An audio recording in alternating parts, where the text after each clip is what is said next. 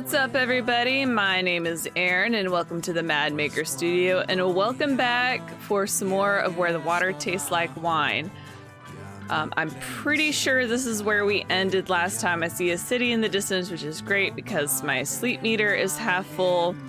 But let me hear the story again, just in case this was something that I completely glossed over in the previous episode.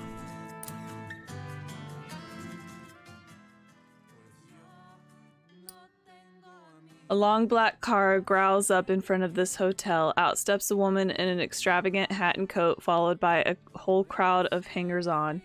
Is she a singer, an actress? You don't recognize her face, but to your surprise, you recognize the story she's telling. Ooh, listen in.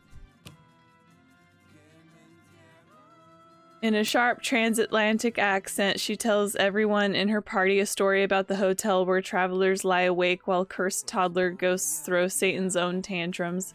It's clearly the story of the hotel haunted by ghosts of twin toddlers, but changed in a few entertaining ways. Okay, so this is the third iteration or installment that our hotel story has grown. Isn't that something? She asks. Her various followers agree. She pays the driver of the limousine and sweeps into the hotel like a thunderstorm of red velvet. Someone should do a picture about it, you hear her exclaim. Move on. Okay.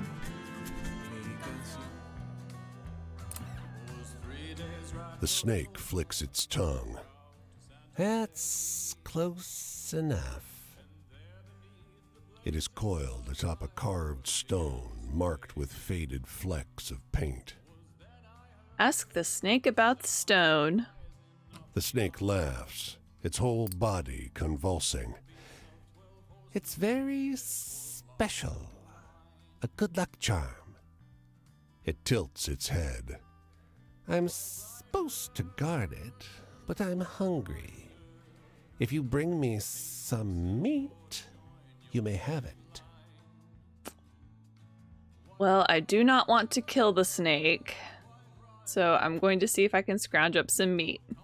The heat has made a family of mice slow and easy to catch.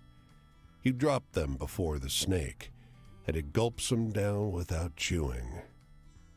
It slithers back, exposing the object. Take it, it hisses. I won't bite. Trust me. Okay. This is a conundrum. I still do not want to kill the snake, so I'm probably going to trust it, but I don't know if this is trying to teach me a lesson. Because you know, like the imagery of snakes in the Bible and everything. Okay, let's think about this. I still do not feel comfortable with killing the snake. And I'm actually was born in the year of the snake from the Chinese zodiac, so I'm gonna take my chances and trust the snake. You reach for the idol. The snake quivers as your hand gets close, but it stays put. It flicks its tongue. Don't be disturbed by how it looks. It'll bring you luck. The snake slithers off into the long grass. Okay, see, he didn't attack me. It was fine. Inspect the stone. It's an idol, about the size of your clenched fist, carved into the shape of a human head. It's an ugly thing. The side that was pressed into the dirt is a face contorted in grotesque agony. Could this really be a good luck charm? See, he's not giving me, the snake has not given me any indication that I shouldn't trust him. But again, I'm talking to a snake, so I can either drop the idol or keep the idol. I'm looking at it this way. The snake and I made an exchange. I provided him a service, and this is his payment to me. So I don't know how this is going to affect me in the long run, but I'm going to keep the idol. Good things sometimes wear foul guises. Who are you to judge? You stow the idol, trying to ignore its unusual weight. Move on. Okay. I'm still having a good time. San Antonio. What you got for me? It's humid here and absolutely sweltering. Men lounge in the shade and pluck their sweat-soaked shirts off their sticky chests. You wander down a wide modern street as the cars go roaring by. So I'm out of sleep. Can I afford anything in the store for that? I can. I'm gonna buy me a root beer. And then I'm going to explore. And then I'm gonna make some money.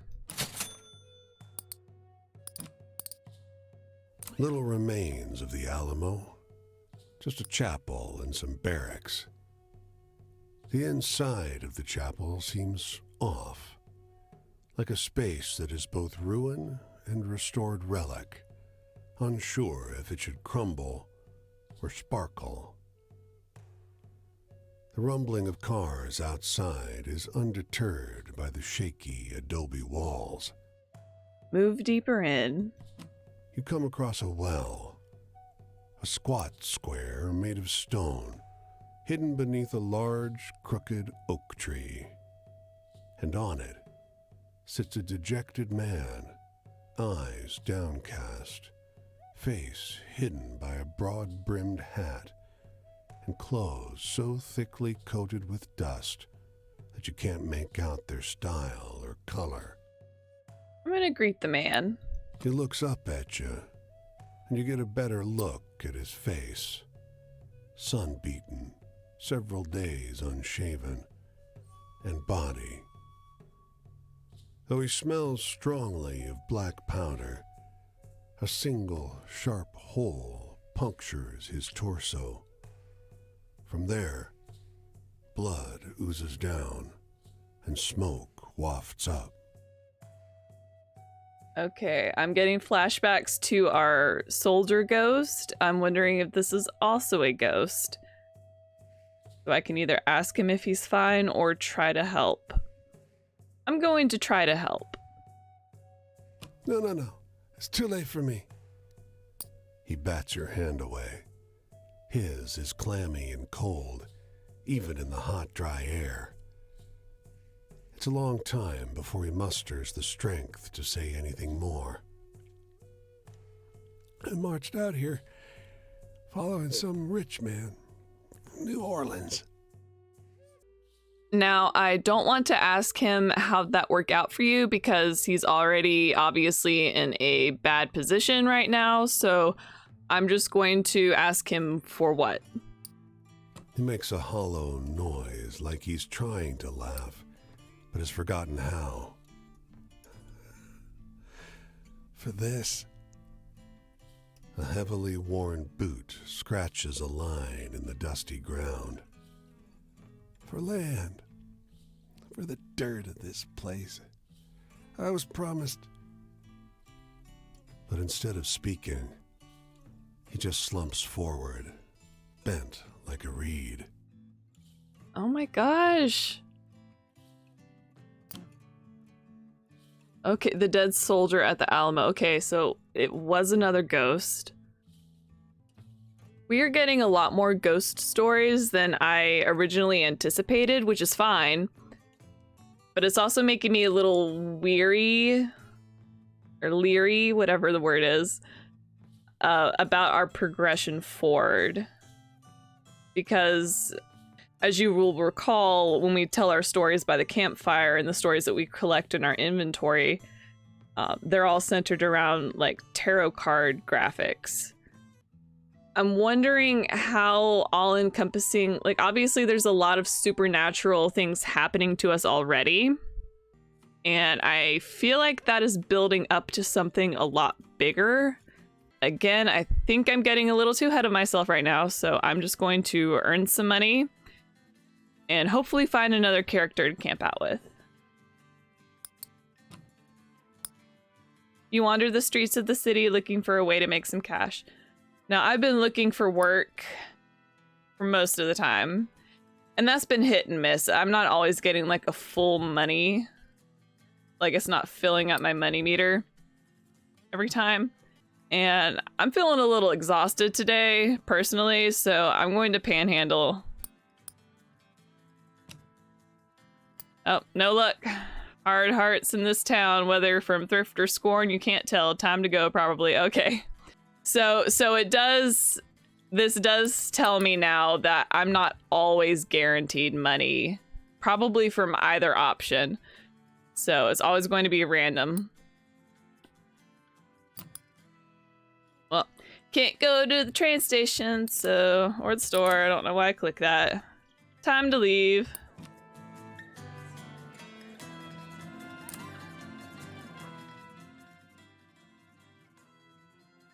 This bar is crowded with people from every walk of life. Businessmen, young men in muddy overalls, a crowd of girls in slinky dresses preparing their blood alcohol content for a night on the town.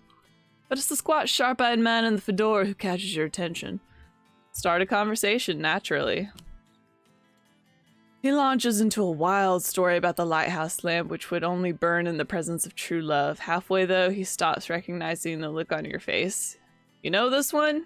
You tell him the story about the blessed lighthouse sanctuary where souls in love could find respite. That's it.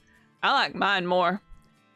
And I also think it's interesting, like, as the story grows, like, we're no longer telling the original story that we experienced ourselves. We're not going back to that. We're going to, like, the most recent version that we've heard. It's more exciting, sure. So that's why I'll keep telling it my way, he says. Let's get another round and do a competitive test on the other folks here, shall we? By the end of the night, the whole bar agrees the new version is better. It might be because your new friend bought them all drinks. Move on. I'm trying hard to not say like, so, okay, let's see. And that's something that playing, just doing Let's Plays in general is letting me hear myself speak. I now have a cough drop in my mouth because I needed one. Hopefully that will not affect my ability to speak to people.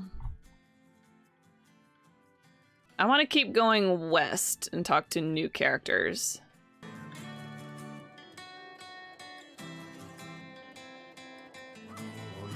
There was like nothing between here and San Antonio that I could click on.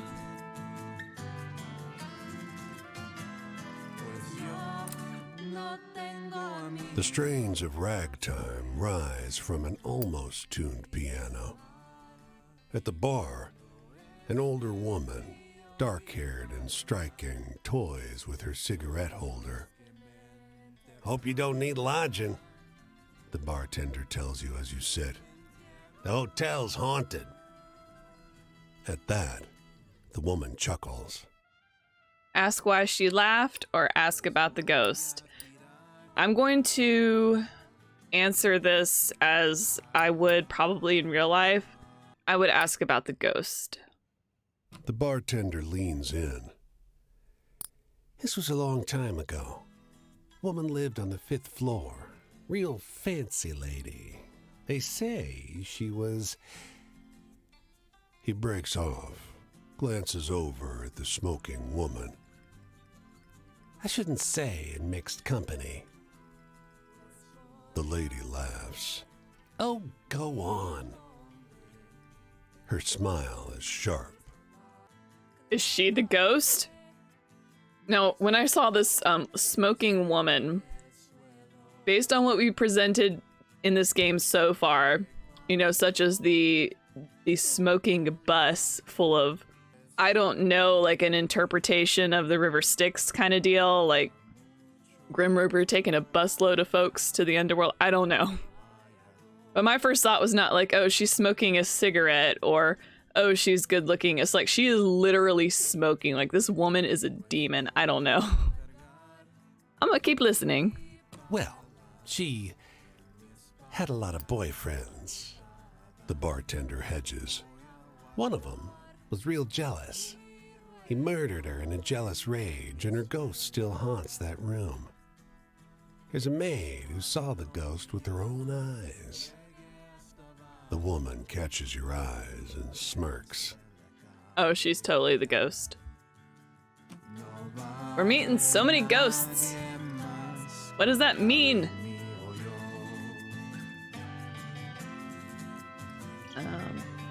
I think I would like to hear this story and then go sit by the campfire and then go into El Paso.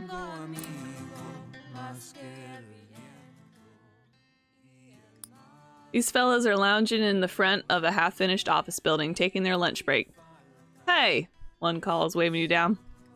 Rick was telling us the story. Listen, okay, and you tell if it's BS or not. Sure.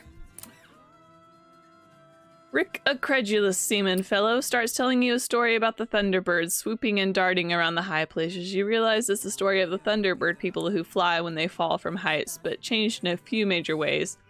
So it's definitely part BS, right? But also a little real. And me personally, just playing through this game, I'm starting, you know, as you would reality when you hear a story that's been passed through so many people and hands and changes. I'm starting to forget what I initially experienced at the beginning of this game. I'm making a commitment to always let the story grow.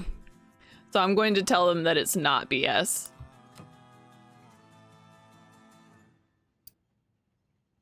Half the group groans. How the heck's that supposed to be a real story? Exclaims the man who waved you down. Y'all are the most gullible pieces of shit I've ever met. The other half of the group, vindicated, shares a bottle of pop with you. And I'm also wondering if at some point, like, I just by blindly doing that, I will get shot down at some point. I don't know. We'll see if it grew. Yep, it grew in telling.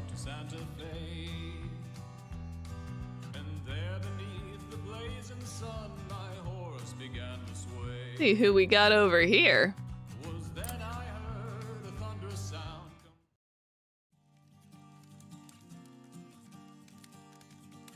When was the last time you ever prayed? For me, it feels like a lifetime. My hands, I never thought I'd see my hands so worn, you know, rough and yellow from the calluses. There's a sting like fiery needles like surging through my fingers. When my hands meet, the pain grows hotter and meaner. And my arm muscles contract as if they wish to rip through the skin. Ew. And yet, when these hands are picking fruit from the ground, the pain cruelly leaves. Un dolor y 20 centavos, $1.20 y the absence of a prayer. I never thought I'd see myself like this. Tell me an exciting story, something to take my mind away from the pain in my hands. All right, let's see what we can do for you. Let's tell him about the story of the Thunderbird, since that one just grew in telling, and seems pretty exciting. We'll see.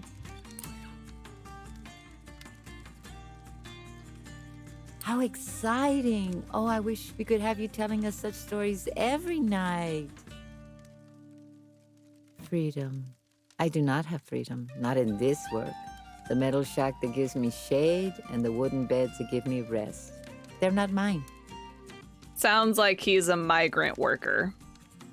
But my clothes, the bit of food, and the money I'm given, and my rosary, that is mine. Every day I have to remind myself that. Now, tell me a funny story. Make me laugh. Can we get through a campfire without telling a scary ghost story? Funny. Where's the bottles?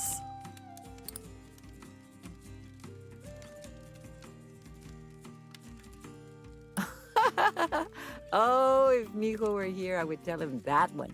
I would like to see his little face laugh. And this is also going along with the other characters and their themes of traveling. Things are perceived to be better somewhere else, but that's not necessarily always the case. But you take the cards that you're dealt and you try to build your life around that. Joy, Mijo, my son, or at least my memory of him, keeps me going. I forget how long it's been. I want to be interpreting this game correctly. So every time I voice something out loud, I'm not doing it with any sort of, yes, that's it, I'm correct, blah, blah, blah. It's just, I'm just trying to get everything out there because I see the themes and I understand them, but I don't know if I'm correctly conveying them through my words. And I still feel like I won't have like a complete full understanding until I meet all the characters and I progress pretty substantially through their stories. You know, manifest destiny. It's your duty to migrate and expand and I know I've studied this in school. I'm gonna keep going. I wonder sometimes at what age does one start forgetting and stop forgiving. I hope when I see him again, he will understand. I hope. Do you know anything funny? Anything I can write home about to mi hijo? Please tell me I do. See, and I didn't go through and reorganize my stories because I was so used to everyone asking me for a scary ghost story that that's what I seem to have the bulk of now. Oh no, what did I click? Oh, I didn't mean to do that. Do not trick yourself, friend. Life does not work like that. I was gonna try and click Dupree. It is through my faith in him that I'm still here. Though there are times where I wonder if he sees that. See, and we're also, like, in addition to, like, the supernatural themes, there's also, like, we just talked to a snake and made a deal with it. And now we're with a character who's talking openly about his relationship with God. There's so many things happening in this game, and I'm trying to wrap my head around them, but what I think I just need to do is to stop speculating and play the game. Do you know anything funny? Anything I can write home about to mi hijo? Okay, we got a second chance. I was thinking, because I don't seem to have too many funny stories now, because he's the first one who has asked for multiples of them. What I'm going to do now, I feel like I could maybe get away with Dupree's story because she's all about the thrill and the movies and the excitement and I don't know, she just I don't know if this will work, but that's all I've got, so I'm gonna go with it.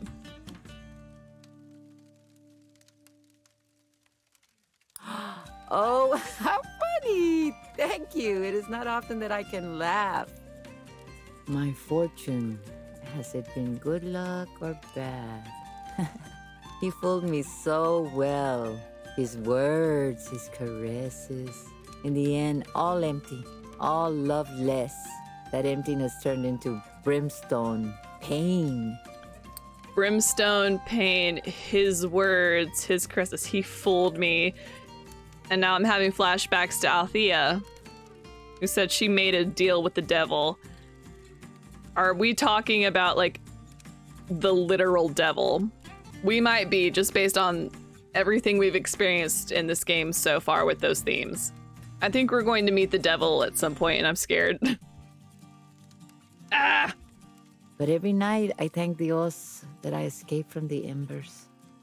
Okay, so maybe after he made a deal with the devil, regretted it, and then found God and escaped from that mentally, spiritually. Now, tell me a funny story. Make me laugh. Oh, I don't think I have any more. I'm starting. For everyone who asked me for a scary story, I'm sorry. I don't think I have any funny stories. Oh my gosh. I was just like, all right, I'll tell you another scary story. And I made sure I had a bunch of scary stories. So after this, I think I just need to move my inventory around a little bit. But I've already got his eye open, so I think I'm okay. Well, I can't lose at this point. I believe I've unlocked chapter 2, so I can just tell him whatever. I'm gonna tell him about the haunted store. Oh, do not tell me that one again. I have to sleep tonight. Oh, my bad. My past. I remember being chased by a dog in San Gabriel, el pueblo I grew up in. It bit my leg, and all my father did was shout at me, "Stop acting like your mother," he'd say. Oh, he did not have a good childhood. And then she would just look at me from behind him, and her face, I'll never forget that face.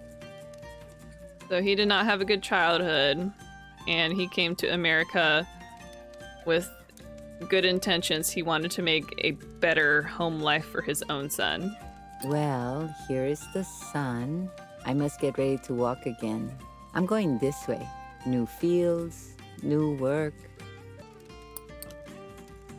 Besides, you must be tired of listening to me. I'm already talking like una anciana, an old woman at the edge of her deathbed. Oh, please don't say that. That makes me nervous. It makes me nervous for all of my characters. I'm going to get through all your chapters and get attached to you and then lose you. I just have a feeling. I will see you again, Rocio. What about you? How do you make sense of your life? I'm still trying to figure that out every day, my man. Yeah, so we unlocked his chapter 2. Okay. I'm going to peek at my inventory real quick. You can come along with me.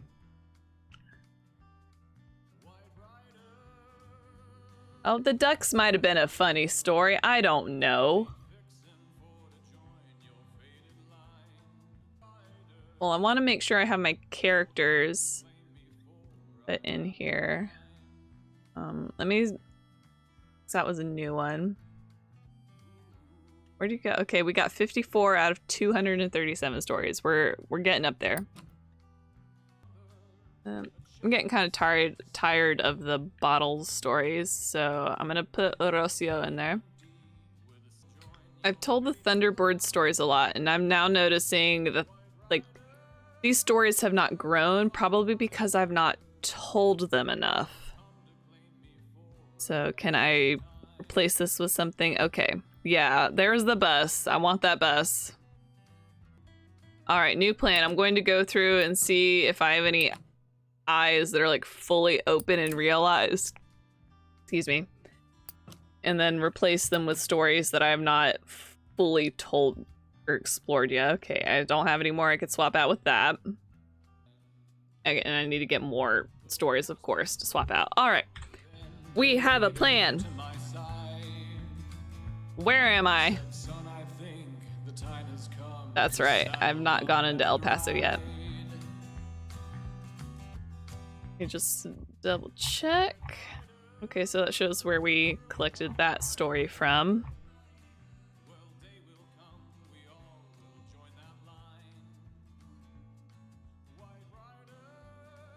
Yeah, we got a lot done over here, not so much over here. I'm going to try and fill that out more and then backtrack. Poor Quinn. First campfire, first one left behind.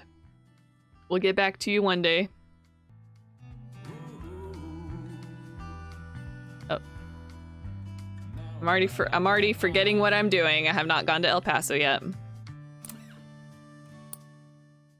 There's a dusty haze hanging over this strange tent city. The Rio Grande carves a barrier between you and Juarez. You can see folks on the opposite bank. Wonder what stories they're collecting over there. I don't know, but we're gonna earn money. You wander the streets of the city looking for a way to make some cash. We panhandled last time. We're going to look for work this time. The factory gates swing open. Who here can use a sewing machine? Shouts the foreman.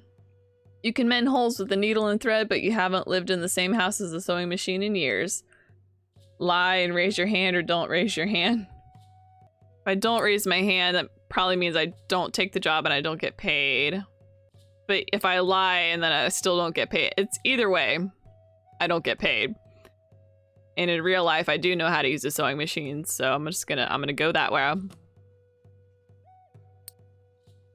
Oh no, you're ushered into a factory filled with machines you've never seen before. You see spools of leather straps, sliding frames of steel, nothing you recognize. Well, crap. They explain the machinery to your group, but the instructions are totally mystifying. A thick-armed woman next to you makes a grunt of recognition. She probably actually knows how to use a sewing machine, huh? You know you absolutely cannot fake competency here. Fake a catatonic spell or admit your lie. I'm going to admit my lie. The foreman breaks into uproarious laughter. I get at least one of you folks a day, he says. Everyone wants work. Look, I appreciate you coming clean. He turns to the rest of the group. Anyone else want to admit they can't sew? No one raises their hand. Look, I'll go. Okay.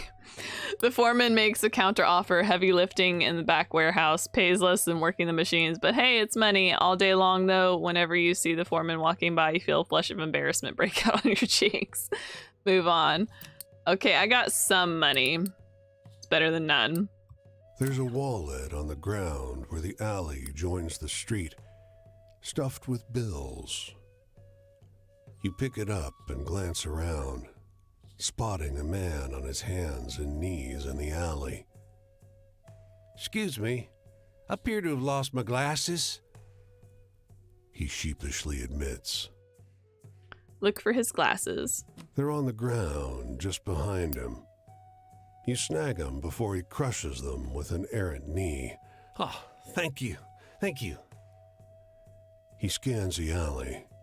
You, didn't find my wallet too, did you? Is it really your wallet? I mean, it's not mine, so I'll give it to you. His face lights up. Oh, thank you. He turns, then hesitates. You know, I had a ticket to see the new movie at the plaza. Not in the mood after this. Please, take it. For your help. Oh, let's go to the movies. Your seat is plush and comfortable. The crowd chats excitably around you. You settle in for the movie. Watch. The first few scenes play out fairly predictably. It appears to be a romantic comedy about golf. The crowd seems largely disinterested, their prior enthusiasm muted. Watch. Abruptly, the scene shifts from the dancing and grand ceremony to a shot of a grubby alley. People start sitting up in their seats. What? Takes you a second to realize you're looking at yourself. You stoop to pick up the wallet, then see the man. The crowd grows tense as you hand him his glasses. Whoa. So if I had taken the wallet, I still could have gone to see the movie because I would have had his wallet, and then all these people would have seen me steal from a man who lost his glasses. Oh my gosh. This is wild. The audience cheers as you hand over the wallet. The applause spreads like a brush fire. People start leaping to their feet, turning to look at you. Their approbation continues for far longer than is comfortable. Am I in a weird alternate dimension and everything is controlled by Mr. Wolf? Oh my gosh, the morality play at the plaza. Whoa, that was wild. All right. I feel like I fumbled a lot during this episode just in my words, and I probably cut a lot of that out just to spare anyone who watches this. But I'm going to go ahead and leave this episode here. Thank you for joining me. Please leave a like, comment, and subscribe if you haven't already. And I hope to see you next time. Bye!